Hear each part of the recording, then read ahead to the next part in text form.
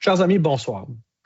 On se rappelle, pendant la pandémie, le gouvernement du Québec nous avait en fait empêché par la force des choses de se réunir et donc on était contraints de faire les séances de conseil en vidéoconférence. Par la suite de la pandémie, donc cette possibilité a été retirée et donc parce qu'on revenait en personne. Cependant, il y avait quand même le fait de pouvoir se réunir à distance avait quand même son lot de possibilités, ses avantages dans des circonstances spéciales.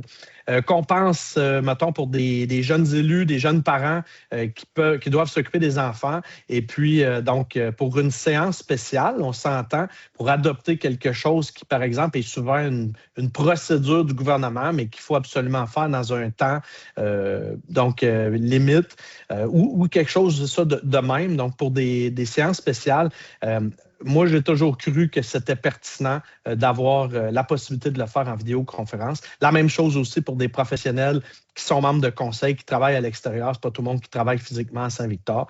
Donc, on voulait avoir ce levier, cette possibilité renouvelée. Ce faisant, donc, au niveau de la Fédération québécoise de municipalités, c'est un des éléments qu'on a demandé, entre autres, dans les dernières années et qui a été accordé par le gouvernement. Donc, la séance de ce soir au Conseil municipal de Saint-Victor est la première post-pandémie qu'on tient avec cette nouvelle disposition. On a modifié aussi nos règles de tenue de séance pour se conformer à cette nouvelle permission du gouvernement. Donc, on en fera très bon usage et puis, donc, la première séance de ce soir est dans ce sens-là. Donc, on va aller avec l'adoption de l'avis de convocation pour la séance du lundi 9 mars 2026. Donc, est-ce qu'on a un proposeur pour ce faire? Avec Danny. Très bien. On va passer à l'adoption de l'ordre du jour également. Est-ce qu'on a un proposeur là-dessus? Avec Richard. Très bien. Donc, le cœur de notre séance, c'est qu'en gros, il y a certains nombres de citoyens qui m'ont contacté dans les dernières semaines, depuis, je vous dirais, la mi-février, par rapport à une loi fédérale qui est entrée en vigueur progressivement et qui donc pose particulièrement problème pour nos chasseurs. On est en région, les chasseurs, donc ça fait partie pour plusieurs de notre style, notre mode de vie. Et puis, c'est ça.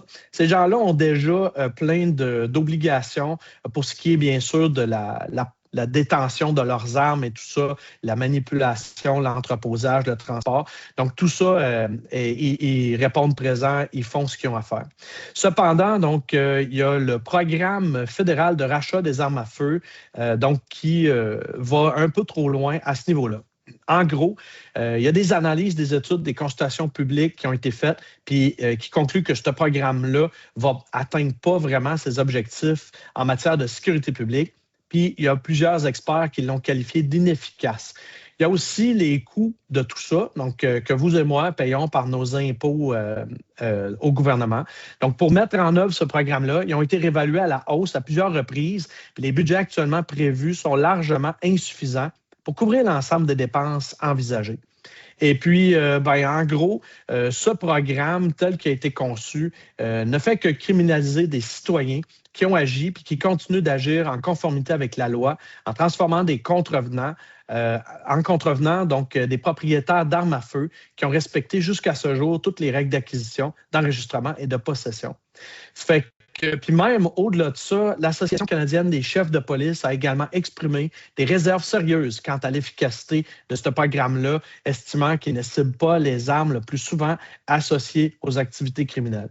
On est fortement atterré de voir les tragédies comme il est arrivé encore dans les dernières semaines au BC ou encore en Outaouais.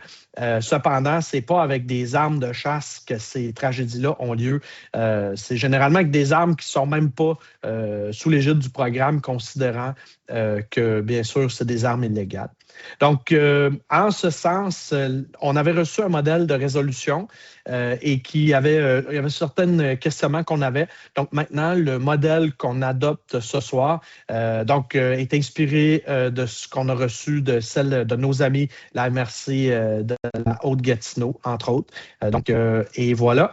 Donc, en conséquence du préambule complet, la municipalité la municipalité demande officiellement que le gouvernement du Québec retire son appui au programme fédéral de rachat des armes à feu et intervienne auprès du gouvernement fédéral afin qu'il cesse immédiatement toutes les démarches liées à la mise en œuvre de ce programme jugé inutile, inefficace et excessivement coûteux et injuste, et de demander que la priorité gouvernementale, tant au provincial qu'au fédéral, soit plutôt accordée à des mesures éprouvées et ciblées, notamment la lutte accrue contre le trafic et le contrebande d'armes illégales, le renforcement des unités policières spécialisées dans le crime organisé et le financement adéquat de programmes de prévention de la violence armée. Donc, tout ça, c'est des choses assez sérieuses. Ce n'est pas le municipal qui décide ça, mais plusieurs municipalités, dont notre conseil, veulent appuyer en ce sens nos chasseurs qui respectent la loi et on est en mesure, évidemment, de demander au gouvernement de faire le devoir là où nécessaire. Donc voilà, est-ce qu'on a un proposeur ou des commentaires de la part du conseil là-dessus? Est-ce qu'on a un proposeur là-dessus? Avec Éric. Très bien. Donc, c'est adopté à l'unanimité. Est-ce qu'on a ensuite de ça donc des questions ou des interventions de la part du conseil? C'est très bien. Donc, voilà, c'est adopté. Donc, on a besoin de quelqu'un, une proposition pour lever la séance avec Danny. Très bien. Donc, encore une fois, merci au Conseil de s'être réuni à brève échéance. Merci à nos concitoyens qui m'ont contacté, entre autres, là-dessus. J'ai eu plusieurs messages là-dessus. J'ai eu des appels. Puis, s'il y a de quoi qu'on peut faire pour notre population, on est présent. Fait que, excellente soirée. Merci à tout le monde. Au revoir.